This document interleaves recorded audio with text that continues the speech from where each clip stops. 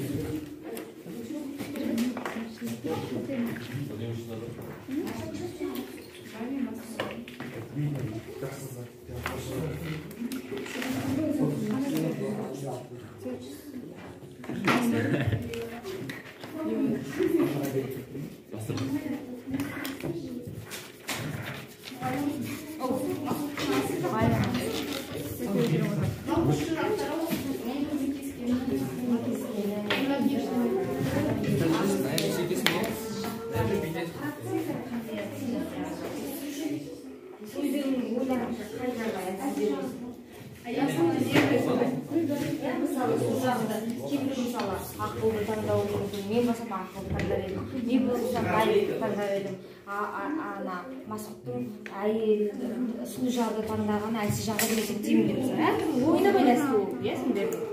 Ел бар ғой. Ел таңдаған ғой. Бізден үлкен ашылды. Байлықта байлықта болсын деп. Есімдер бар ма? Сөйтіп сүймет типа әйел жұмысында, иә? Осында әйел қаласында. Қандай ешкесі бар? Білемін, даусың.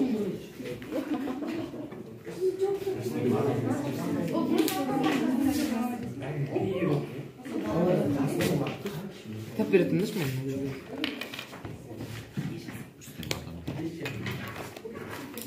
Танымның байрамы ма? Масқұттың немесінде бар?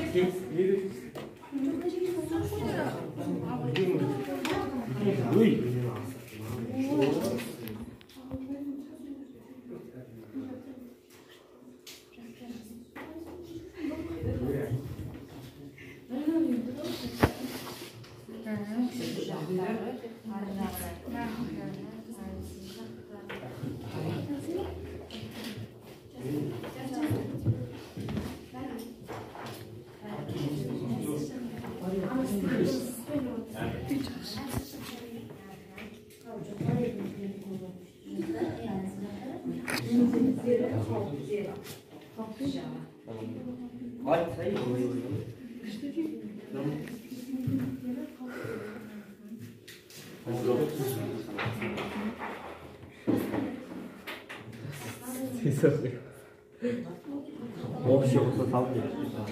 жалғасты тағы да ойынмен қос кішкене, иә?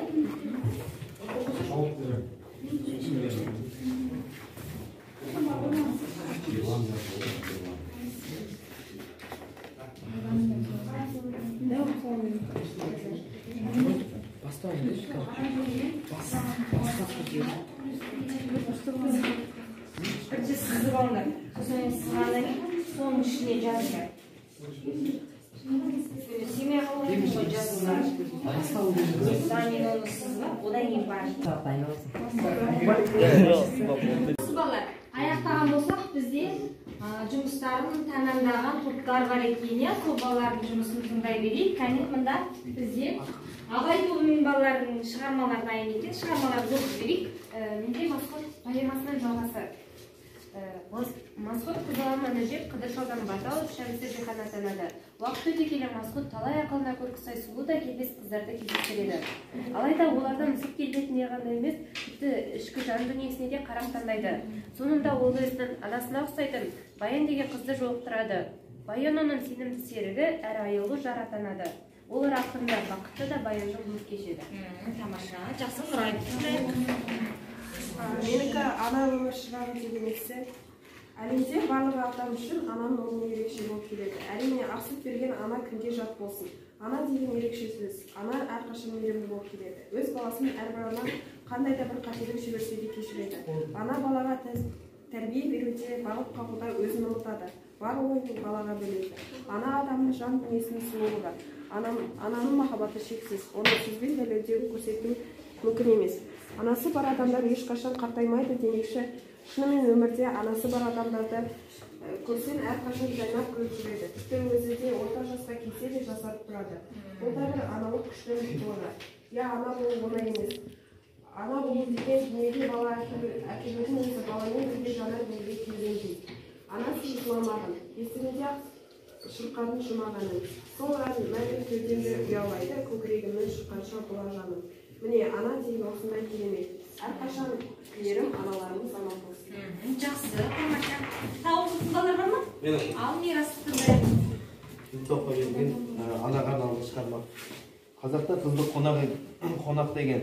Оны төрге отырғызып сыйлаған. Себебі қыз өз үйін ұстап, өзге үйге келін болып кетеді. Сол үшін қонақ деген. Ана деген сөздің түрінде ашылмаған талай сырлар бар. Сондықтан аналарымыз сыйлауымыз қажет. Бізге сабақ беретін мұғалімдер де біздің анамыз болып келеді. Олар біз оқысын деп талай уақыттарын жұмсайды. Жер бетінде аналар қауымы өте мықты болып келеді. Кезінде талай аналарымыз соғысқа қатысқан. Оның бәрі ұрпағы мына біз үшін. Сондықтан әрбір қыз аналарымызды сыйлауымыз қажет. Жақсы, тамаша, жақсы. Тағы бар ма? Жақсы жарайды аяқтай берейік. Келесі, дайын топтар бар ма? Келіңдер. Бізде шыққан тұрған дайындылар сақылы Масқот тобы, иә? Анализер слайды Масқот тобы.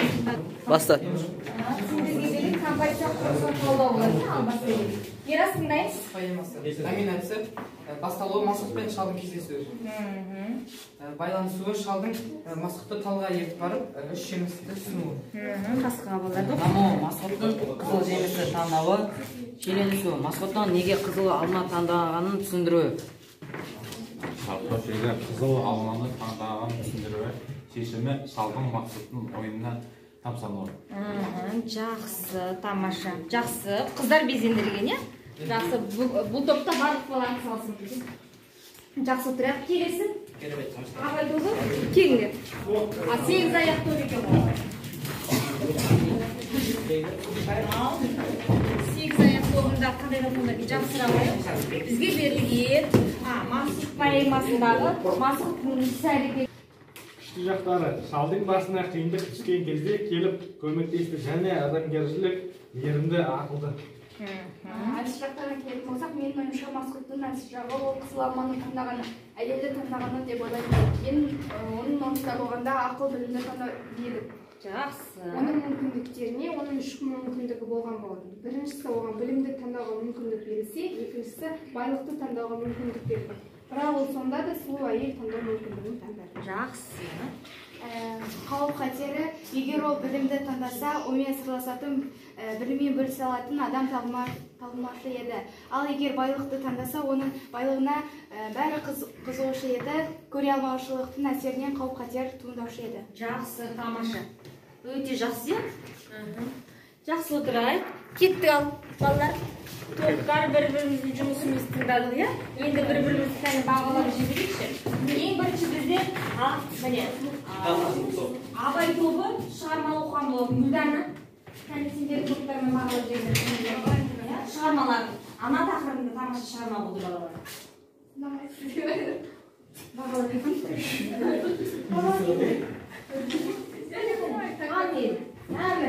Айсың. Ал біз алайық.